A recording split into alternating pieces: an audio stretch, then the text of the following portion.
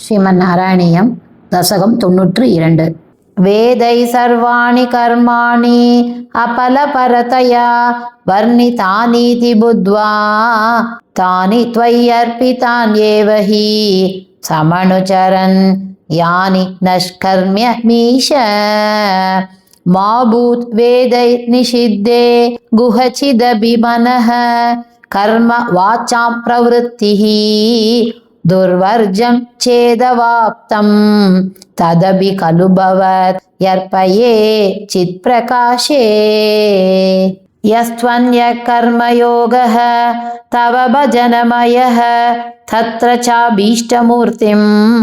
हृद्यां सत्त्वैकरूपां दृशति हृदि क्वापि वा भावयित्वा पुष्पैर्गन्धैर्निवेद्यैरपि च विरचितैः शक्तितो भक्तिपूतैः नित्यं वर्यां सपर्यां विदधै विभो त्वत्प्रसादं भजेयम् स्त्रीशूद्रास्त्वत्कथादि श्रवणविरहिता आसतां ते दयार्हाः त्वत्पादासन्नयातान् द्विजकुलजनुषो हन्त शोचाम्य शान्तान् वृत्त्यर्थं ते यजन्तो बहुकथितमपि त्वामना कर्णयन्तो दृप्ता विद्याभिजात्यैः किमु न विदधते तादृशं मा कृता माम् पापोऽयं कृष्णरामेति अभिलपति निजं गूहितुं दुश्चरित्रं निर्लज्जस्यास्य वाचा बहुतरकथनी यानि मे विघ्नितानि भ्राता मे वन्द्यशीलो भजति किल सदा विष्णुमित्तं बुधांस्ते निद्धन्त्युच्चैर्हसन्ति त्वयि निहितमतिं तादृशं मा कृता माम् श्वेतच्छायं कृते त्वां मुनिवरवपुषं प्रीणयन्ते तपोभिः त्रेतायां सृक्सुवाद्यं कितमरुणतनुं यज्ञरूपं यजन्ते सेवन्ते तन्त्रमार्गैर्विलसदरिगतं द्वापरे श्यामलाङ्गं नीलं सङ्कीर्तनाद्यैः इह कलिसमये मानुषास्त्वां भजन्ते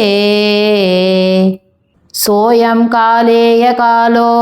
जयति मुररिपो यत्र सङ्कीर्तनाद्यैः निर्यत्नैरेव मार्गैः अखिलधनचिरात् त्वत्प्रसादं भजन्ते जातास्त्रेता कृता तौ अपि हि किल कलौ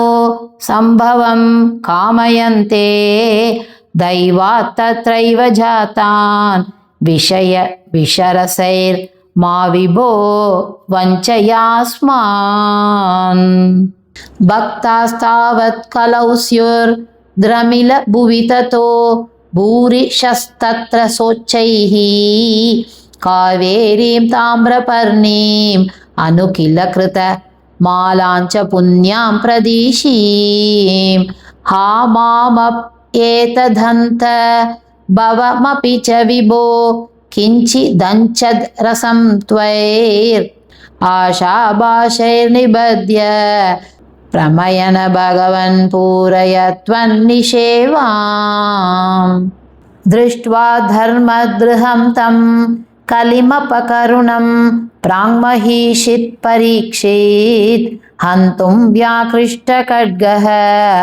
अभिनविनि हतवान् सारवेदी गुणांशात् त्वत्सेवात्याशु सिद्ध्येद्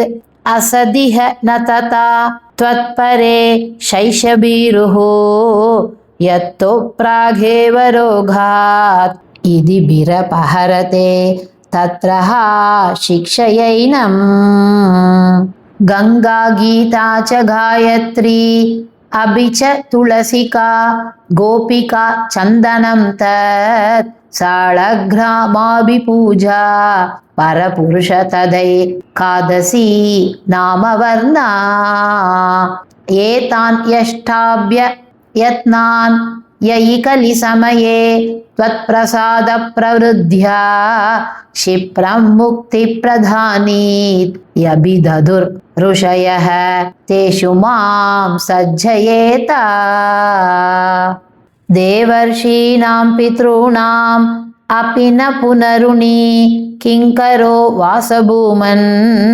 योऽसौ सर्वात्मना त्वां शरणमुपगतः सर्वकृत्यानि हित्वा तस्योत्पन्नं विकर्मापि अखिलमपनुधस् एव चित्तस्थितस्त्वं